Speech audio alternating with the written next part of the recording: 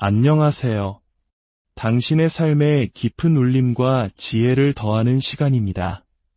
우리는 살아가면서 종종 누군가 우리를 이끌어주기를 혹은 어떤 직책이나 권한이 주어지기를 기다리곤 합니다. 마치 준비된 무대의 주인공이 되기만을 기다리는 배우처럼 말이죠. 하지만 오늘 우리가 나눌 이야기는 진정한 리더십이란 기다리는 것이 아니라 스스로 만들어가는 것이라는 사실에 관한 것입니다. 오늘의 이야기에 귀 기울이시기 전에 이 메시지가 여러분의 마음에 와닿는다면 좋아요를 통해 그 마음을 표현해 주십시오. 그리고 이 지혜가 필요한 다른 이들에게 공유함으로써 하나님의 은혜를 나누는 통로가 되어 주시길 바랍니다. 저희 채널을 구독하시면 삶의 길을 밝히는 영감의 순간들을 놓치지 않으실 겁니다. 이 빛을 함께 나누는 모든 분들께 하나님의 축복이 가득하기를 기도합니다. 자, 그럼 시작하겠습니다. 진정한 리더십은 누가 책임자인가에 대한 문제가 아닙니다. 그것은 바로 누가 주도권을 쥐는가에 대한 문제입니다. 다시 한번 말씀드리겠습니다. 리더십은 책임자가 누구인지, 누가 더 높은 자리에 있는지를 따지는 것이 아닙니다. 진정한 리더십은 상황을 주도하고 문제를 해결하기 위해 스스로 나서는 것입니다. 제가 오래전 미시간 주립대학에서 일할 때의 경험을 나누고 싶습니다. 당시 저는 누가 제 상사인지, 조직의 서열이 어떻게 되는지에는 전혀 관심이 없었습니다. 제 눈에는 오직 도움이 필요한 학생들이 보였습니다. 도시의 어려운 환경 속에서 와서 졸업이라는 목표를 향해 힘겹게 나아가던 학생들이었습니다. 저는 제게 주어진 일만 하지 않았습니다.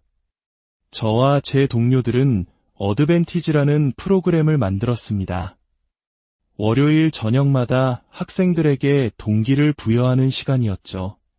그리고 다음 날에는 더 존이라는 이름으로 학생들이 실제로 공부할 수 있도록 개인 지도 시간을 마련했습니다. 상상해 보십시오. 저희에게는 정해진 공간도 충분한 자원도 없었습니다. 하지만 우리는 복도에 테이블을 내놓고 책을 펼쳤습니다. 복도는 학생들의 열기로 가득 찼고 배움의 장으로 변했습니다. 저는 단 한 번도 이 학생들을 졸업시키는 것은 내 상사의 책임이야라고 생각하지 않았습니다. 졸업률을 높이는 것은 학교의 모기지라며 팔짱 끼고 있지도 않았습니다. 저는 책임자의 자리가 필요하지 않았습니다. 저는 그저 주도권을 쥐었을 뿐입니다.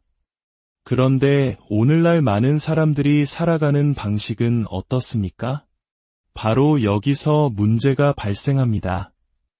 당신은 늘 직함을 원합니다. 저는 아직 그럴 위치가 아니에요. 제게는 자원이 부족해요. 돈이 없어요라고 말하며 뒤로 물러섭니다. 제 말을 잘 들어보십시오. 네, 맞습니다. 지금 당장은 당신에게 아무것도 없을 수 있습니다. 하지만 당신이 스스로 주도권을 쥐고 책임지기로 결심하는 순간 모든 것이 달라지기 시작합니다. 당신이 움직이기 시작하면 필요한 자원들이 당신을 따라오기 시작합니다. 지금의 제 모습을 보십시오. 이 모든 것은 제가 주도권을 쥐었기 때문에 가능했습니다. 저는 대학 시절 아무도 돈을 주지 않았지만 스스로 고등학교 졸업 검정고시 준비반을 만들었습니다.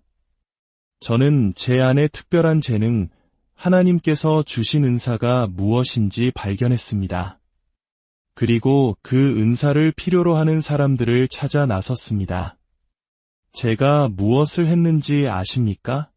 저는 주도권을 쥐었습니다. 직접 전단지를 만들고 집집마다 문을 두드렸습니다. 아무도 오지 않을 때에도 자리를 지키며 기다렸고 마침내 학생들을 모아 수업을 시작했습니다. 발표 자료를 준비하고 교재를 복사했습니다. 모든 것을 제 손으로 직접 했습니다. 제 아이들이 대학에 갈 때도 마찬가지였습니다. 저는 장학금을 찾아다니지 않았습니다.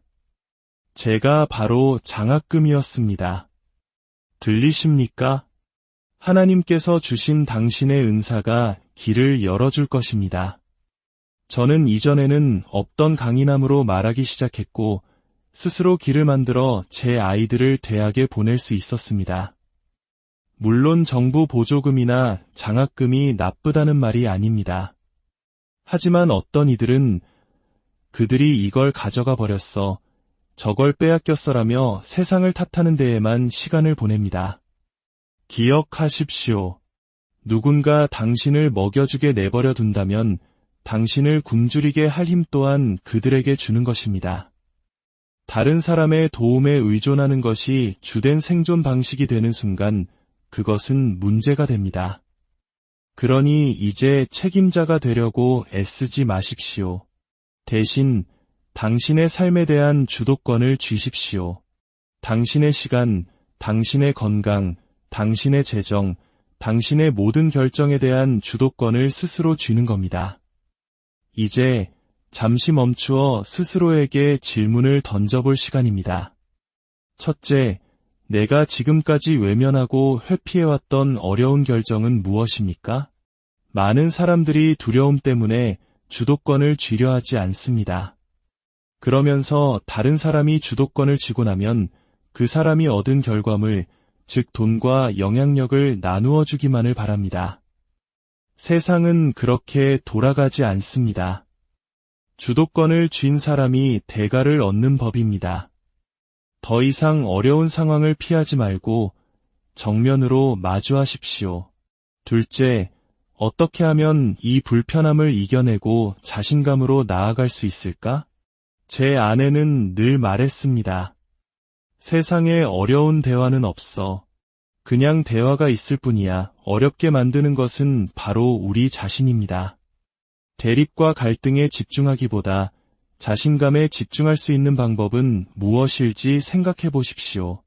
그리고 마지막 셋째, 내 삶의 어떤 영역에서 나는 그저 안전함만을 추구하며 안주하고 있는가?